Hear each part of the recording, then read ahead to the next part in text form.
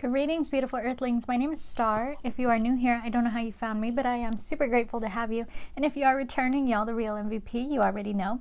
I have for you guys a little quick video for beginners. So if you guys are longtime viewers of my channel, you'll already know what I have to say here.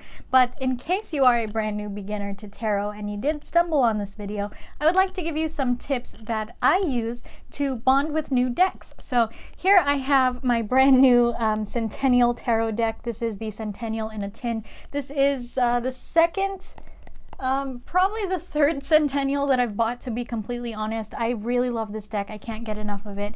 So I did just buy this one because I bought the Mystic Mondays for a giveaway and I felt really bad about buying Mystic Mondays deck. So I bought this one to kind of make myself feel better, and also because I want to pull my personal Centennial from YouTube use. I want to be able to have a smaller one to be able to use for quick readings on YouTube. So I have been bonding with this one the past couple of days, and it made me think that I don't have a bonding video on my channel. So if you guys are brand new beginners to tarot and you just got a tarot deck or you're thinking about getting one, I'm sure you've heard some pretty weird ways to bond with your deck, and I'm pretty sure you're probably going to hear them again here. So one of the first ways that is very, very common to do, most people will tell you to do this, is sleep with your tarot deck. So take that with a grain of salt, my friends, because if you're the type of person that has really thin pillows, it's not so very comfortable sleeping with this under your pillow, especially if you sleep with your hands under your pillow or you move your pillow around a lot.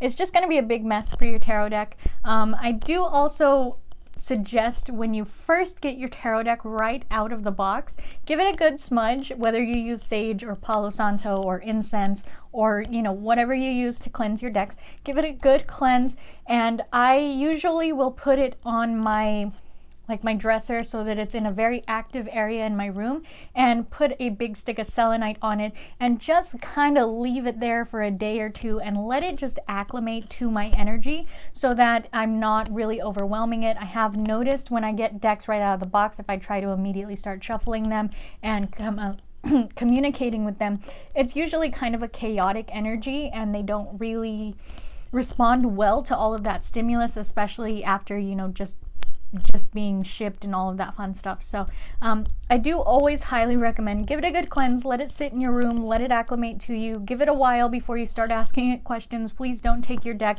right out of the box and just immediately start asking it questions. You're gonna get a whole mess of energy there. So treat it well when you first get it. Definitely I always say introduce yourself. So when you first get it, especially if you're going to just let it sit there for a while, get it right out of the box. Just do a quick hi, hello, my name is blank. I'm so happy to have you. I'm so grateful you made your way to me. I really hope to do lots of readings with you, stuff like that. And kind of state your purpose. Be like, I do readings professionally, or I just do personal readings. You're going to be my first personal deck, or things like that. I just kind of do like a quick little interview with my deck of me.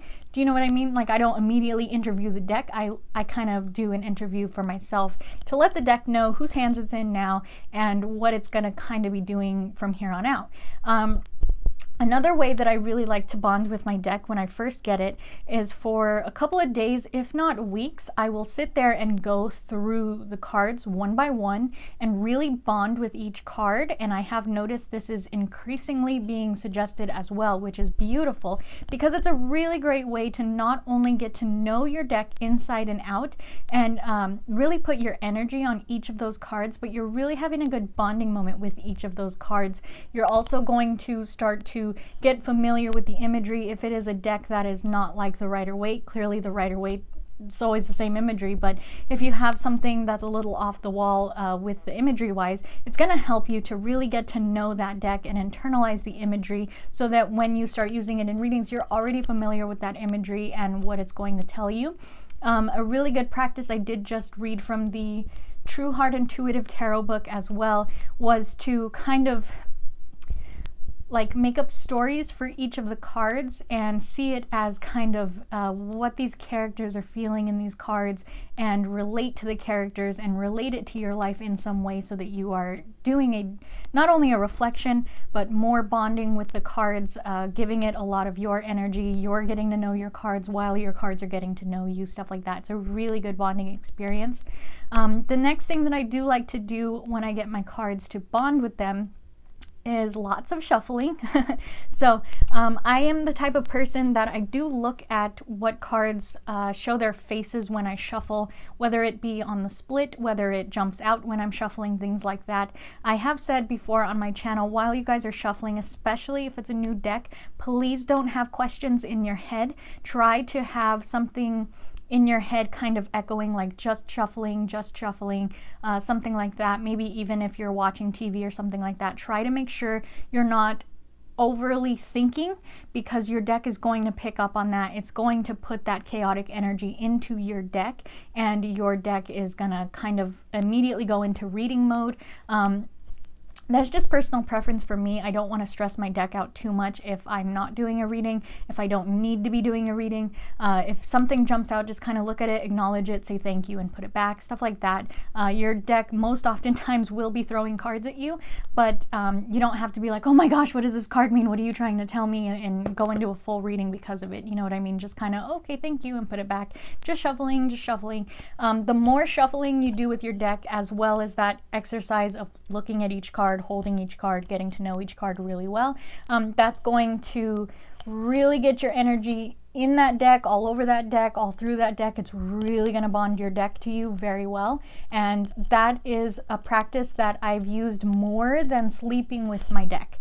I don't typically like sleeping with my decks, but if it is a deck right out of the box that I don't feel super bonded to, I will go ahead and put it under my pillow for like a week or something, and just kind of do lots of extra shuffling with it. Again, please make sure if you are doing this, be very aware of your thoughts while you're doing it, because there are times where you'll just get so used to picking up your deck and shuffling while you're doing things, you don't even realize that you're thinking about your ex, or you're thinking about this problem at work, or things like that. Just try to minimize the amount of craziness that you're putting into your deck before you even get to start doing readings with it, okay? And I want to say this is the fifth thing. I could be wrong. It could be fourth or fifth or sixth, to be honest. I'm not keeping track. I don't have a list. But the last thing that I do like to do when I am bonding with my deck is doing readings for other people. I do really love doing free readings, like free mini readings. So I will do things like I'm part of a lot of Facebook tarot groups, and I will go in there and just be like free intuitive card pulls, 3 card pulls for whoever I'm drawn to.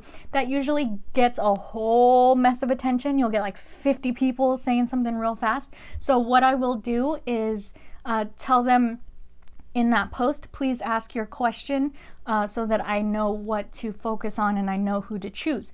And what I will actually do is not choose anybody. I'll just go through the list and hit every single person with them. If I'm doing 1 to 3 card pulls, I'll show it to them, give them a quick little synopsis of it, whatever.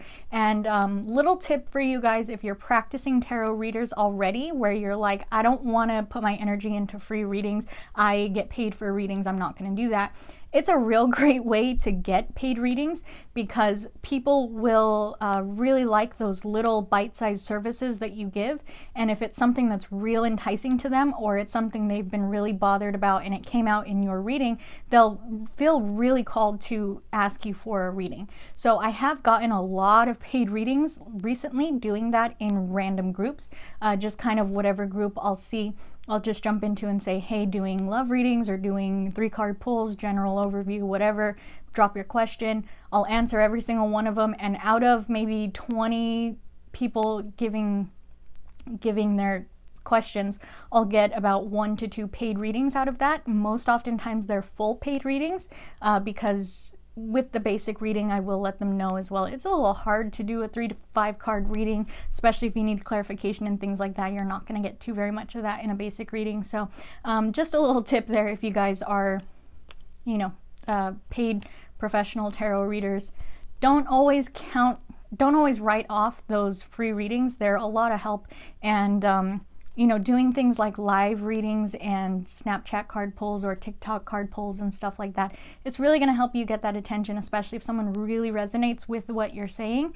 They're going to definitely go ahead and ask you for a reading. So I haven't really shared that lately, but it's a great way to get readings, definitely. So if you're the type of person that you're brand new to tarot, please don't charge for readings. We say this all the time. Lots and lots of tarot readers say this all the time. If you're brand new to tarot, please don't charge. It is you saying you're very comfortable with the tarot. You don't need to look things up, and you're very comfortable with yourself, your intuition, and your guides, and you're very confident in yourself as a reader.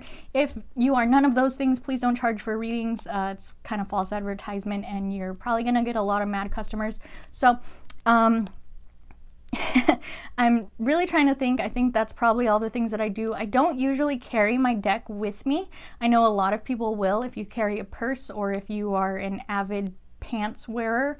I don't usually wear pants with pockets. I wear leggings, so I can't carry it in my pocket. I don't carry a purse, and I have a baby child who likes to put her hands in everything, so I have to keep my tarot decks very separate from anything she can get into. She does love terrorizing my tarot decks, so I make sure to keep those far away from her.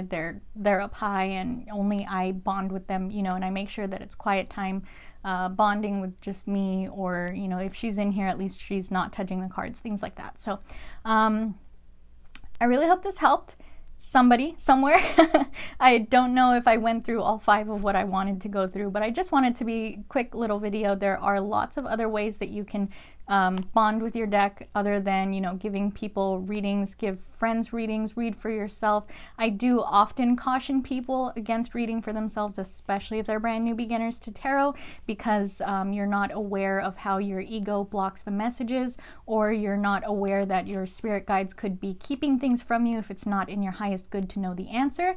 So a lot of people will get very upset with their tarot decks because they're not answering their menial questions, and they're putting that frustrated energy into the deck. So please don't do any of that. That's why I say take lots and lots and lots of bonding time. Do lots of things to bond with your deck before you start doing readings.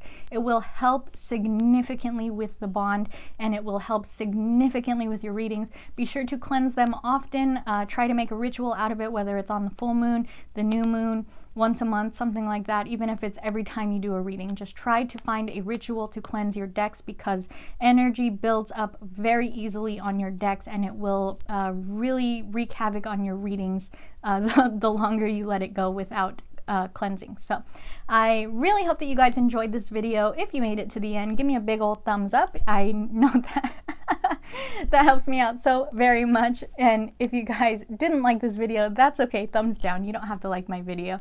Say whatever you want in the comments, because y'all do anyway, but I really hope you let me know how this resonated for you. Have you done these things? Do they work for you? Do you have any other things that you do to bond with your deck that I didn't say here that you can drop in the comments for your fellow earthlings who are trying to learn tarot? I really hope that you guys check out my links in the description box. You know that I am an affiliate for 3E Candle Co, so always please use my link if you are going to be buying anything from 3E Candle Co. Get yourself a cheeky little discount. And I definitely hope that you guys follow me on socials. You know that I do lots of stuff on socials that I don't necessarily say on YouTube, so that's a good place to get yourself some free readings and get involved in some giveaways and stuff like that. So I really hope that wherever you are when this video reaches you, my friends, you have a beautiful, wonderful day, and I can't wait to see you in the next one. Namaste.